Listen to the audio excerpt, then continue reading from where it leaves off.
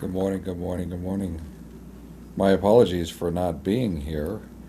My stomach has just been giving me a hard time, and hopefully I'll be able to recover quickly today. So today's assignment, you're going to do cams in motion. I recommend starting out with, and this is of course is on our Google Classroom page, Activity 8.4. Start out by watching Project Lead the Way cams in motion, and that'll describe what you're going to be building. And what we're going to be building is a series of three different cam graphs, or motion graphs. This is called the offset cam. You're going to set up a table. The table is going to have the angle. We're going to divide each of the cams into 30-degree increments. And then we're going to measure the distance of offset using on our parametric activity 8.3 parametric cams. I'll show you that in just a second. So yes, you do need a straight edge. Yes, you do need to have 3 sheets of orthographic or regular grid paper divided down the middle. And then set up your table over here, and you're going to set up your graph. Now the graph is going to have, going up the side, we're going to have distance, and I did distance as 0.1, 0.2, 0.3, 0.4, all the way up to inch, and then 1.1, 1.2. That was the easiest way to plot out the points. And on the bottom you have the angle, starting with 0, 30, 60, 90, 120, all the way up to 360 degrees.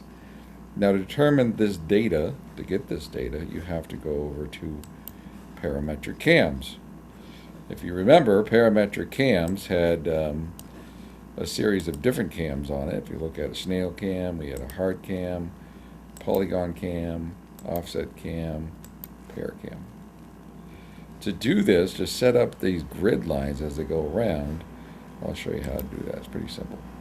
We're going to start with just simply throwing a sketch on there. So if I throw a sketch on this cam, this happens to be my pair cam. So I'm going to throw a sketch on this cam, sketch on the front of the cam profile. Right, there's my sketch on my cam. And then draw a single line from the center of where the axis would be, right up past the top. Try to make sure you keep it straight.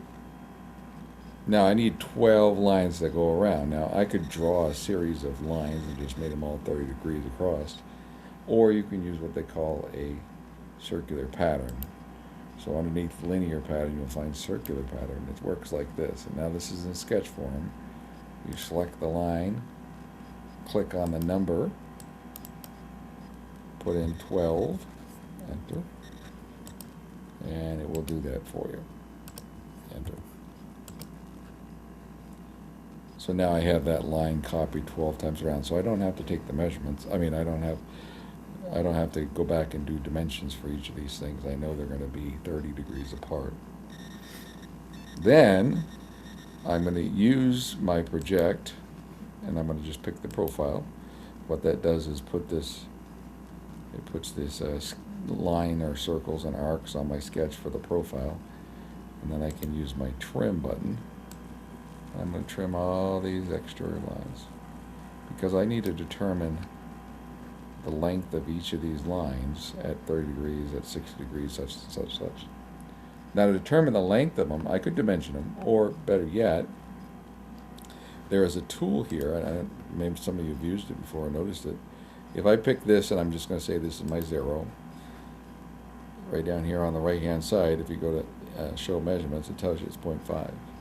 And then just simply click off it and then click on the next one. So now you're filling out your table. So at 30 degrees it's 0.509. At 60 degrees it's 0.658.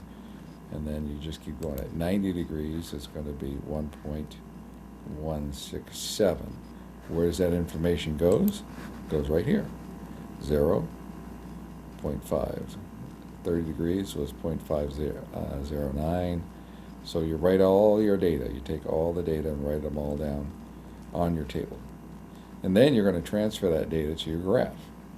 You're going to plot out the points on your graph and actually go back, and there's some colored pencils on the table if you want. You can go through and just highlight it. So you're going to do this for three different cams. I chose to do the pear cam, polygon cam, hard cam, or snail cam. I think I did the snail cam too. They're going to give you very different graphs in terms of movement graphs or motion graphs. They're going to give you very different motion graphs. So you're going to finish those 3 graphs up. Once you finish those 3 graphs, you're going to 3-hole punch them, put them in your notebook, and then if you have time, you could even start on our next unit, which is going to be electrical. And this is an Ed puzzle where they ask you a series of questions as you watch the video. So if you have time, go ahead and do the Ed puzzle as well. So 3 motion graphs, first step, right? And then the Ed puzzle if you have time. Once again, I apologize for not being there. I certainly did try. It didn't work out, but I will certainly see you. I guess it is Tuesday now. All right, take care.